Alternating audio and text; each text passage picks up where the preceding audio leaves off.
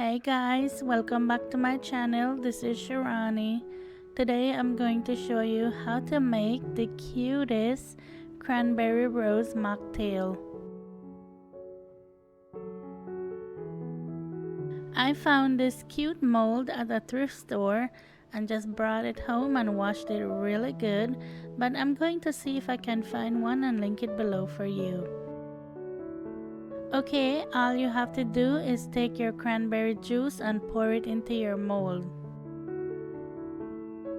A good tip when doing this is to make sure you put your mold on a baking sheet so when you carry it to the freezer it's not going to spill. Put this in the freezer and let it freeze overnight.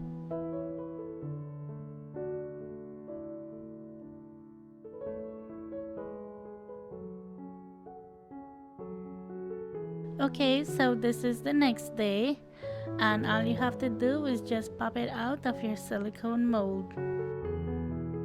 This just makes me so happy. It's just the cutest thing ever.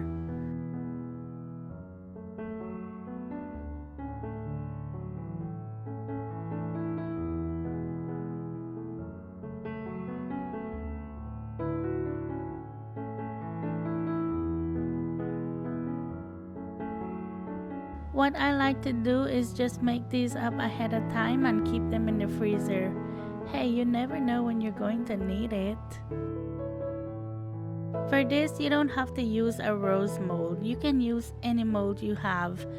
And I think this would be really cute for different holidays. Oh my gosh, can you imagine? Now I'm just going to take my martini glass and pour some 7-Up in it. If you don't have 7-Up, you can use Sprite or any drink you want really. It's up to you and what you like. And then I'm just going to put a cute little rose in there and that's it. 2 ingredients mocktail. You can't go wrong. If you mess this up, then it's on you.